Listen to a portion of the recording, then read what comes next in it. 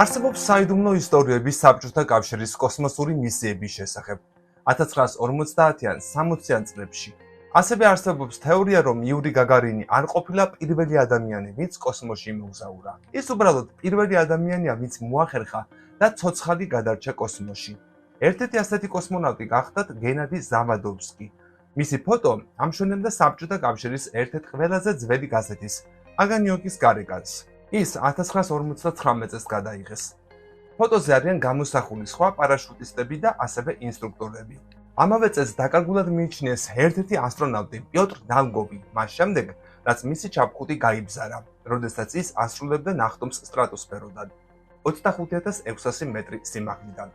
ასევე გაქრა ფაქტები ორი ასტრონავტის, ივანი კაჩულისა და ალექსეი გრაჩოვის შესახებ.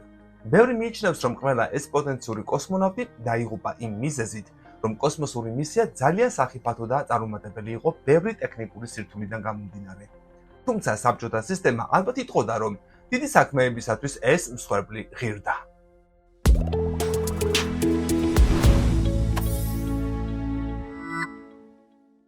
საბჭოთა კოსმოსური თუ ნებისმიერი სამხედრო პროგრამის მსხვერპლთა საიდუმლო ჩამონათვალი შორს წაგვიყვანს.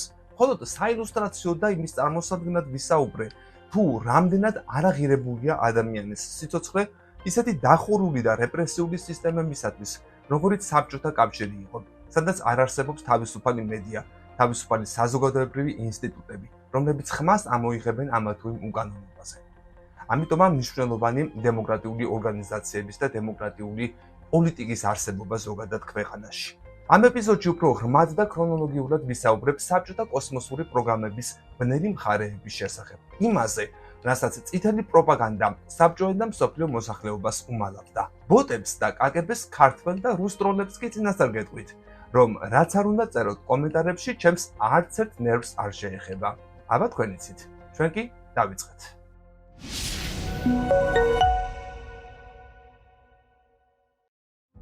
70 წლის წინ ერთი კაცის ამბიცია საბჭოთა კავშირს დიდების ზღვრამდე მიყვანის საბაბად იქცა, მაგრამ მანამ ამბიცია აკვიატებულ ობსესიად გადაიქცა, დიდება კატასტროფად, სიკვდილად და სირცხვილად.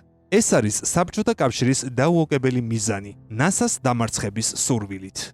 საბჭოთა კავშირის კოსმოსური პროგრამა ძირითადად ზუსტად ისე დაიწყო, როგორც ამერიკელების მეორე მსოფლიო ომის შემდეგ ნაცისტების ინტელექტუალური საკუთრების მოპარვით. იყო ერთი მთავარი ღირებულება, რომელიც ყველაფერ დანარჩენს აღემატებოდა.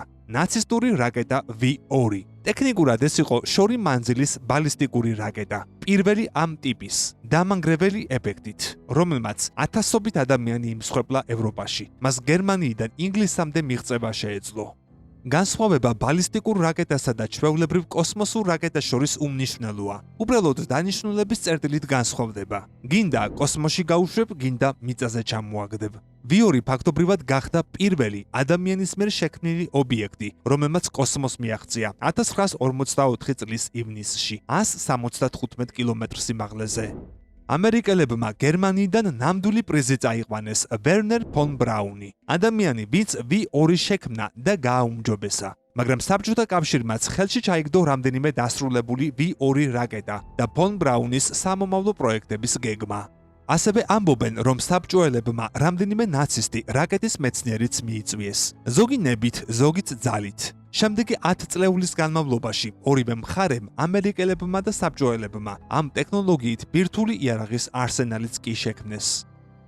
საბჭოთა R7 იყო მათ შორის ერთ-ერთი გიგანტი, 5ძრავიანი, 5 საწვავის აბზით, 20 საქშენი და ზედა საფეხურით, რომელსაც მძიმე ტვირთის მაღალ სიმაღლეზე გატანა შეეძლო. ამ რაკეტის მიზანი იყო ამერიკული ქალაქების ნანგრევებად ქცევა, მაგრამ მალე საბჭოთა ლიდერებმა მისი ძალის უფრო პრაქტიკული გამოყენება გადაწყვიტეს. ნიკიტა ხრუშჩოვი იყო კოსმოსური რბოლის ინიციატორი, საბჭოთა კავშირის ლიდერი 1950-ან 60-იან წლებში. ის სათავეში სტალინის შემდეგ მოვიდა, მაგრამ მას სრულიად განსხვავებული ხედვა ჰქონდა. ხრუშჩოვი აფასებდა, როგორ აღიქვამდა მსოფლიო საბჭოთა კავშირსა და კომუნიზმს. ის იყო ობსესიურად ჩაფლული პროპაგანდაში და სწრაფად მიხვდა, კოსმოსური ფრენა იყო პროპაგანდის უდიდესი იარაღი. მთელი მსოფლიოსთვის საბჭოთა კავშირის ტექნოლოგიური უპირატესობის ჩვენება მას დიდებას მოუტანდა. მთავარი მიზანი კი ამერიკის შეერთებული შტატების დამარცხება იყო. კოსმოსური რბოლა და ამერიკის დამარცხება გადაიქცა გამოწვევად, აკვიატებულ მიზნად და ხრუშჩოვის თეორია სწორი აღმოჩნდა. ამერიკელებს არაფერი ჰქონდათ, რაც არ შვიდს გაუწევდა კონკურენციას. ამერიკის შეერთებული შტატების 1950-იანი წლების რაკეტები მაშინვე ფეთქდებოდა, ან ძლივ შეეძლო პატარა გრეიპფრუტის კოსმოსში გაშვება.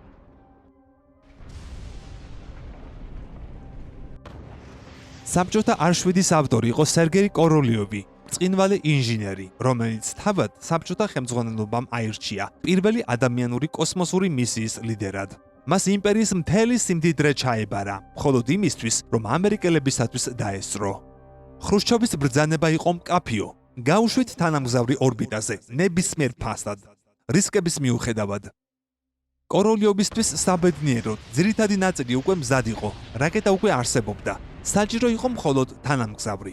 სპუტნიკი 1 უბრალოდ ლითონის ბურჯში ჩასმული რადიო იყო, 4 ანტენით. ბევრი ვერაფერი შეეძლო, მხოლოდ საკუთარ ადგილმდებარეობას გადასცემდა. მაგრამ ეს საკმარისი იყო პროპაგანდისთვის. საბჭოელებისთვის მთავარი იყო მსოფლიოსთვის დაემტკიცებინათ, რომ მათი ობიექტი კოსმოსში იყო და დედამიწის ორბიტას შემოუვლიდა. 1957 წლის 4 ოქტომბერს სპუტნიკი 1 წარმატებით გავიდა ორბიტაზე 929 კილომეტრამდე სიმაღლეზე. მაგრამ ეს მიღწევა კაცობრიობის პროგრესად კი არ აღიქვეს, არამედ კომუნისტურ და დემოკრატიულ იდეოლოგიურ ბანაკებს შორის დაპირისპირების გაღრმავებად. ამერიკის პრეზიდენტმა დუეიტ ეიზენჰაუერმა მოქალაქეებს მიმართა, რომ შფოთვა შეემსუბუქებინა, მაგრამ კულისებში ამერიკის შეერთებული შტატების მთავრობაც ისეთივე შეშფოთებული იყო, როგორც ხალხი. საჭირო იყო პასუხი, თან სწრაფი და ძლიერი. და აქედან იწყება გაურკვევლობა. ხრუშჩოვი საკუთარი თვალით ხედავს, რომ კოსმოსი მართლა შეიძლება გახდეს საბჭოთა მიღწევებისა და კომუნიზმის გლობალური პროპაგანდის ასპარეზი. სპუტნიკის გაშვების გამო Time-ის ჟურნალმა 1957 წელს ხრუშჩოვი წლის კაცად დაასახელა.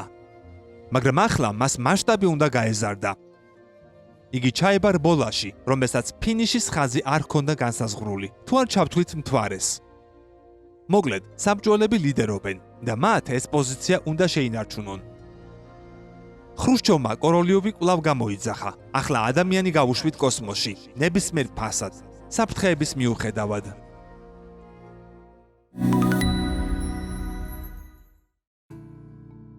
საბჭოთა კოსმოსური პროგრამის ისტორიაში სიფრთხილესა და წინახედულობას იშვიათად იჩენდნენ. ასეთი ერთ-ერთი იშვიათი სიფრთხილის მომენტი იყო, როდესაც გადაწყვიტეს, რომ ჯერ ცხოველი გაეშვათ კოსმოსში და ამის შემდეგ ადამიანი. ეს ნაბიჯი იმის გამო გადაიდგა, რომ არავინ იცოდა, საერთოდ იყო თუ არა შესაძლებელი, რომ ცოცხალ არსებას გადაეტანა კოსმოსში მოგზაურობა და დედამიწის გარშემო ორბიტაზე ყოფნა კაფსულაში. კოროლიოვმა ბრძანა და დაგეგმა მისი აზრით შთამბეჭდავი კოსმოსური მისია. გუნდს მხოლოდ 4 კვირა ჰქონდა იმისათვის, რომ კაცობრიობის ისტორიაში პირველი თანამგზავრის გაშვებიდან კიდევ უფრო შორს წასულიყო. ახლა წარუმატებლობა დაუშვებელი იყო. გადაწყვიტეს, რომ კოსმოსური პროგრამის მეორე ეტაპზე ძაღლი გაეშვათ კოსმოსში. მოძებნეს ქუჩის მაწანწალა ძაღლი მოსკოვიდან, უჯიშო მეტისი, რომელსაც ლაიკა დაარქვეს. ქართულად ეს სახელი ლამაზად ჟღერს, მაგრამ რუსულად პირდაპირ ითარგმნება როგორც მყეფარი. კოროლიოვმა იცოდა, როგორ გაიყვანა ობიექტი ორბიტაზე, მაგრამ იმის გამო, რომ დრო შეზღუდული იყო და რევოლუციის იუბილეს უნდა დამთხვეოდა, მან ვერ შეძლო იმის დამუშავება, როგორ დაებრუნებინა ეს ობიექტი დედამიწაზე. ყოველ შემთხვევაში, არა ისე, რომ უბრალოდ დაცემოდა ზედაპირს. თავიდანვე კარგად იყო ცნობილი, რომ ლაიკა კოსმოსური ძაღლი ვერ დაბრუნდებოდა. თუმცა მისი სიკვდილის გარემოებები ისეთი სასტიკი არ უნდა ყოფილიყო, როგორიც სინამდვილეში აღმოჩნდა. ეს სევდიანი ისტორიაა, მაგრამ მნიშვნელოვანია იმის საჩვენებლად, თუ როგორ იყო საბჭოთა კავშირი შეპყრობილი კოსმოსური რბოლით და ამერიკის დამარცხების სურვილით. ამ მიზნის მისაღწევად ისინი მზად იყვნენ უგულებელყოთ უსაფრთხოება და ჰუმანურობა. მსგავსი ცოდვები ამერიკელებსაც და ევროპელებსაც აქვთ, რაზეც წინა ეპიზოდში უკვე მოგიყევით. თუმცა ახლა საბჭოთა კავშირის პროგრამაზე ვსაუბრობ.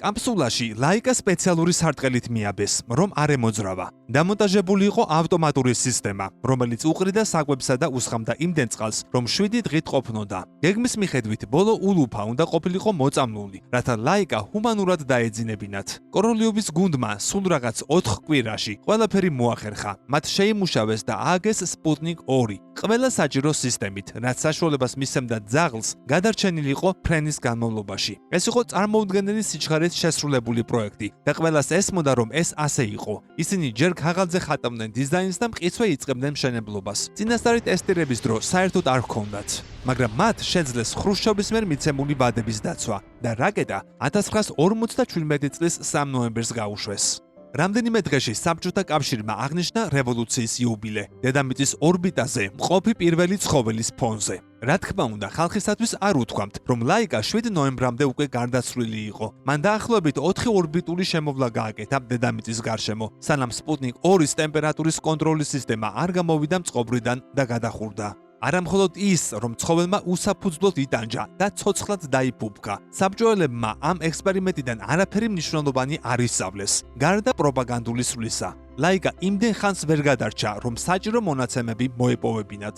ასევე მათთვის ეს იყო მნიშვნელოვანი გაკვეთილი, რამდენად საჭიროა დროის დათმობა იმისათვის, რომ კოსმოსური ხომალდები უსაფრთხო იყოს.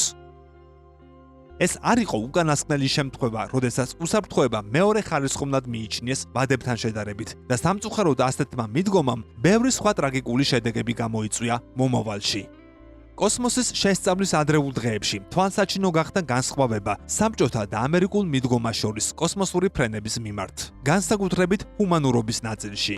ამერიკელებიც რა თქმა უნდა არ ინდომდნენ ცხოველებს, მათაც ბევრი მაიმუნი ჰყავდათ მოკლული, მაგრამ ამერიკის პროგრესი უფრო ნელა მიდიოდა. რაკეტები პატარა იყო, არ დაფრინავდნენ ისე მაღლა, მაგრამ მაინც ცდილობდნენ მაიმუნი პილოტები ცოცხლად დაებრუნებინათ. უბრალოდ ტექნოლოგიურ გამოწვევებს ვერ ართმევდნენ თავს, მაგრამ მაინც ნაბიჯ-ნაბიჯ აგრძელებდნენ წინსვლას.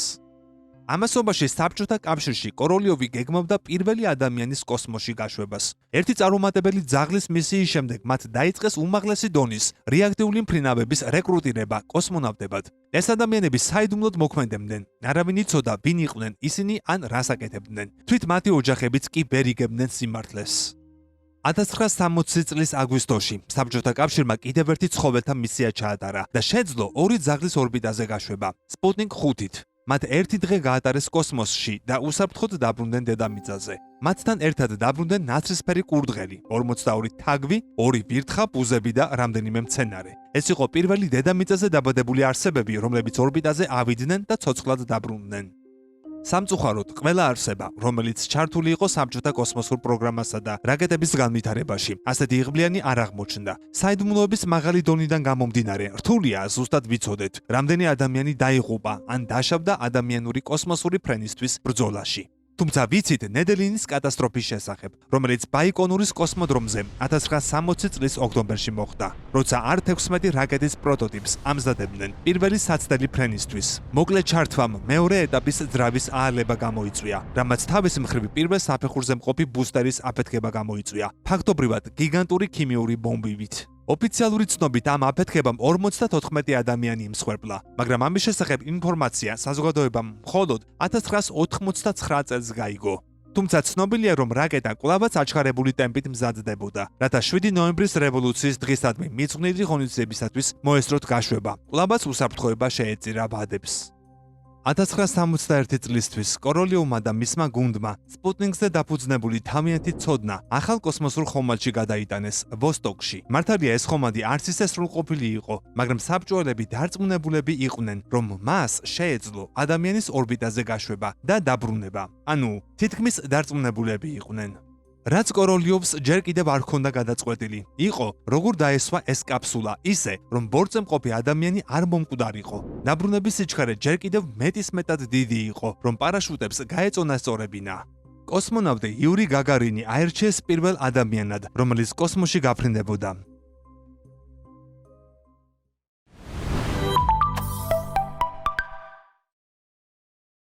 ჩვენ დღეს უკვე ვიცით, რომ იური გადაურჩა ამ ფრენას 1961 წლის 12 აპრილს, თუმცა ბევრმა ის არ იცის, რომ იმისთვის, რათა ის კაფსულის დაცემისას შიგნით არ მომკვდარიყო, 7 კილომეტრის სიმაღლეზე კაფსულიდან კატაპულტირდა. ეს ის სიმაღლეა, რა სიმაღლეზეც ჩვეულებრივი სამგზავრო თვითმფრინავები დაფრინავენ. ის კოსმოსურ სკაფანდრში გამოწყობილი პარაშუტით დაეშვა დედამიწაზე, რაც დაახლოებით 10 წუთს გაგრძელდა. მსოფლიო კვლავ გაოცებული იყო საბჭოთა კავშირის კოსმოსური მიღწევით და კომუნისტებმა დროებით მაინც შეინარჩუნეს ტექნოლოგიური უპირატესობა კაპიტალისტ ამერიკელებთან შედარებით. ამერიკის შეერთებული შტატების პრეზიდენტმა ამჯერად ჯონ კენედიმ მიულოცა საბჭოთა კავშირს ეს ტექნიკური მიღწევა და ამავდროულად აღნიშნა, რომ შეერთებულ შტატებს კიდევ დიდი დრო დასჭირდებოდა, რათა საბჭოთა გაშვების ტექნოლოგიისათვის მიეღწია, ან უკეთესი შედეგი დაედო. მან მოქალაქეებს უთხრა, რომ მომავალში შესაძლოა უარესი სიახლეები ყოფილიყო, ვიდრე უკეთესი.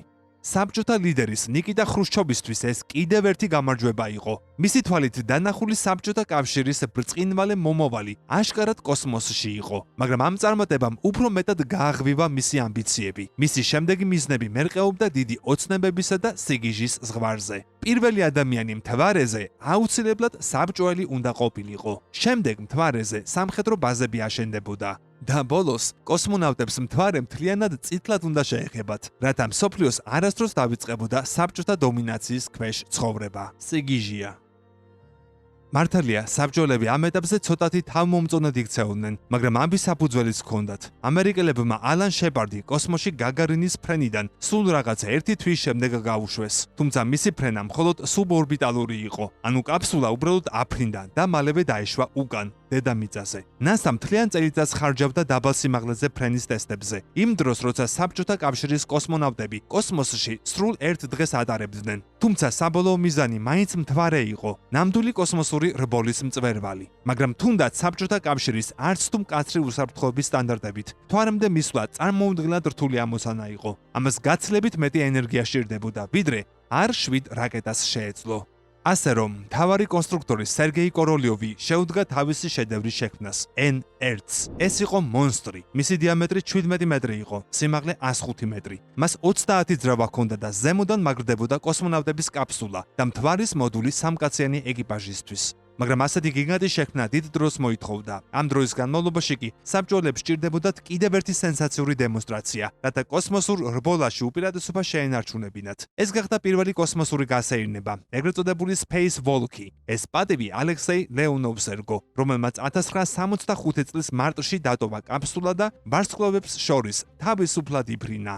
თუმცა იგი ბეწვზე გადაურჩა სიკვდილს. ლეონოვის გასაირნება კოსმოსში სახიფათო აღმოჩნდა. ეს იყო კიდევ ერთი მაგალითი იმისა, თუ სათანადოდ როგორ არ ამოწმებდნენ საბჭოთა კავშირში თავიანთ სისტემებს, ან უბრალოდ დაუმთავრებელი ტექნიკა გაჰქონდათ კოსმოსში. საბჭოთა ინჟინრებმა ვერ გაითვალისწინეს ვაკუუმის გავლენა კოსმოსურ სკაფანდრზე. სკაფანდრი ზეწოლის ქვეშ უნდა იყოს, რომ ასტრონავტი ცოცხალი დარჩეს. როცა ის იმავე წნებიან გარემოში იმყოფება, ყველაფერი კარგადაა, მაგრამ როდესაც კოსმონავტი გადის ვაკუუმში, წონასწორობა ირღვევა. სკაფანდრის შიგნით წნევა გარეთ გაღწევას ხოლო გარედან არაფერი აბრკოლებს. ლეონოვი კაფსულიდან გავიდა და მაშინვე დაიწყო გაბერვა. როგორც ბუშტმა, მისი სკაფანდრი ისე გაფართოვდა, რომ ძლივს ირხეოდა.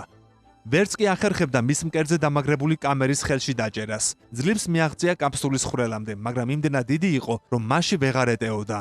ლეონოვი არ დაიბნა, გაბედულად დაიწყო მოქმედება, სკაფანდრის ვენტილი გახსნა და ნელ-ნელა გაუშვა ჟანგბადი, რათა შიდა წნება შეემცირებინა. ამან ცოტა შეამცირა მისი ზომა, რაც საკმარისი აღმოჩნდა იმისთვის, რომ როგორღაც ჩატანილიყო ხვრელში და დაბრუნებულიყო კაფსულაში. ლეონოვის სხეულის ტემპერატურა ამ დროს 35 გრადუსი ცელსიუსით გაიზარდა, რაც თითქმის სითბური შოკის ზღვარს უდრის. სკაფანდრი სამსე იყო ოფლით, რომელიც ნულოვან გრავიტაციაში ლიბლივებდა მის გარშემო. მაგრამ მისი გადარჩენა ამით არ დამთავრებულა. დაბრუნებისას ისევ კინაღამ დაიღუპა. მოდულისგან გამიჯვნისას კაფსულამ ბრუნვა დაიწყო. შემდეგ კი ავტოპილოტის სისტემამაც არ იმუშავა. ლეონოვს და მის პარტნიორს ხელით მოუწიათ ბრუნვის შეჩერება და დედამიწისკენ კურსის აღება.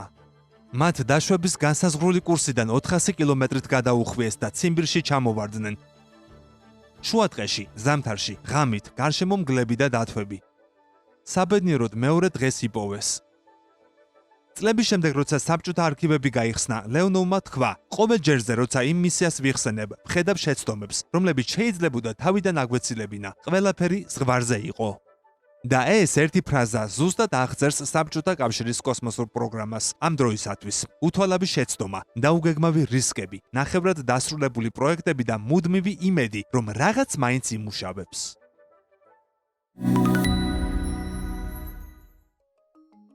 მაგრამ საბჭოთა იღბალი მალე ამოიწურა. 1964 წელს ხრუშჩოვი გადააყენეს მშვიდობიანი პოლიტიკური გადატრიალებით. იგი დაბერდა და დასუსტდა. მისი ძალაუფლება ნელ-ნელა მინელდა. 1966 წელს კი სერგეი კოროლიოვი მოულოდნელად გარდაიცვალა. ეს მოულოდნელი გარდაცვალებები ძალიან პოპულარულია რუსეთში, საბჭოთა სისტემიდან მოყოლებული. მის მიერ დაწყებული პროექტები N1 მთვარის რაკეტა, LK მთვარის ლენდერი და სოიუზი დასრულებული არ იყო. თუ კოროლიოვი ხშირად რისკზე მიდიოდა, მის შემდეგ საქმეს ნაკლებად ნიჭიერი ხალხი შეუდგა და მდგომარეობა კიდევ უფრო გაუარესდა. სოიუზი უნდა ყოფილიყო საბჭოთა კავშირის შემდეგი დიდი ნაბიჯი, R7-ის გაუმჯობესებული ვერსია, რომელიც ადამიანებს მთვარემდე მიიყვანდა, თუმცა მისი შემუშავება უამრავი ჩავარდნით დაიწყო. საბჭოთა ლიდერებს მაინც ჰქონდათ ამბიციური გეგმა, გაშვებულიყო 2 უპილოტო სოიუზი და მათ შორის ორბიტაზე ავტომატური დამაგრება მომხდარიყო. პირველი სოიუზი 1966 წლის 28 ნოემბერს გაეშვა და ყველაფერი კარგად წარიმართა. მეორე სოიუზი მეორე დღეს აფეთქდა გაშვების მოედანზე, თუმცა ყველაფერი მაინც უშედეგო იქნებოდა, რადგან პირველი კოსმოსში უკონტროლოდ ტრიალებდა. საწვავი გამოელია და ატმოსფეროში ჩამოვარდა. თვითგანადგურების რეჟიმი ჩართეს და ჩინეთის თავზე აფეთქდა. მესამე უპილოტო სოიუზიც აფეთქდა გაშვებისას. ამის შემდეგ კი საოცრად პირდაპირ გადავიდნენ პილოტირებულ ფრენაზე. ინჟინერებმა გააფრთხილეს პარტიის ლიდერები, რომ რაკეტაში 203 დიზაინერული დეფექტი იყო, მაგრამ პოლიტიკური წნეხი უფრო ძლიერი აღმოჩნდა. ახალი ფრენა დაემთხვა ვლადიმერ ლენინის დაბადების დღეს და კიდევ ერთი დიდებული საბჭოთა გამარჯვება უნდა ყოფილიყო. პილოტად ვლადიმერ კომაროვი აირჩიეს. თვითონაც იცოდა, რომ ფრენა უსაფრთხო არ იყო. ლეგენდის თანახმად იური გაგარინმაც სცადა გაფრენა, იმ იმედით, რომ მის სიცოცხლეს არ გასწირავდნენ. არ გამოვიდა. კომაროვი გაფრინდა. 1967 წლის 23 აპრილს სოიუზ 1 გაეშვა. მეორე სოიუზი მეორე დღეს უნდა გაშვებულიყო სამკაციანი ეკიპაჟით, მათგან 2-ს კომაროვის კაფსულაში გადასვლა კოსმოსური გასეირნებით Space Walk-ით უნდა შეესრულებინა. ეს იქნებოდა საბჭოთა შესაძლებლობების საოცარი დემონსტრაცია. მაგრამ პრობლემამ მაშინვე იჩინა თავი. ერთი მზის პანელი არ გაიშალა, რამაც ენერგიის ნაკლებობა გამოიწვია. შემდეგ ორიენტაციის სისტემა გაფუჭდა. მე-13 ორბიტის შემდეგ ავტომატური სტაბილიზაციის სისტემა მთლიანად გაითიშა. ნაწილობრივ მუშაობდა ხელით კონტროლი. ფრენის დირექტორმა მისიის შეწყვეტა მოითხოვა. 18 ორბიტის შემდეგ სოიუზ 1-მა დედამიწისკენ კურსი აიღო. დაბრუნება წარმატებული იყო, მაგრამ პარაშუტი არ გაიშალა. დღემდე არავინ იცის ზუსტად რატომ სოიუზი კატასტროფულად დაეშვა. კომაროვი საშინლად დაიღუპა.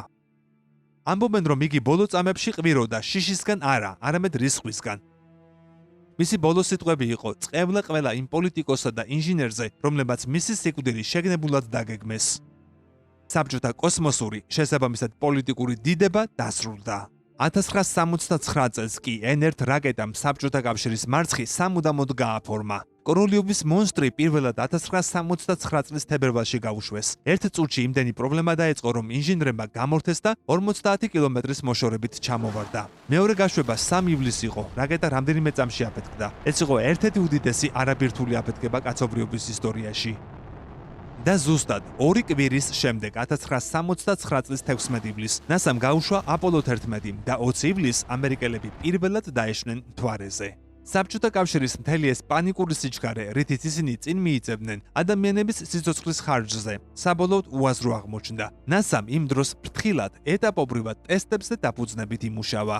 დიახ, ამერიკელებსაც ჰქონდათ ტრაგედიები, მაგრამ არის განსხვავება უბედურ შემთხვევასა და წინასწარ ცნობილ რისკს შორის. არის გაზომილი რისკი და არის ცოდნა, რომ რაღაც აუცილებლად გაფუჭდება, მაგრამ მაინც აკეთებ. სულ ბოლოს სარკასტულად აღნიშნავ, რომ ზღაპარი კუსა და კურდღლის შესახებ, რომელიც მე-16 საუკუნიდან გვიყვება მოთმინებაზე და სიბრძნეზე, დღესაც აქტუალურია.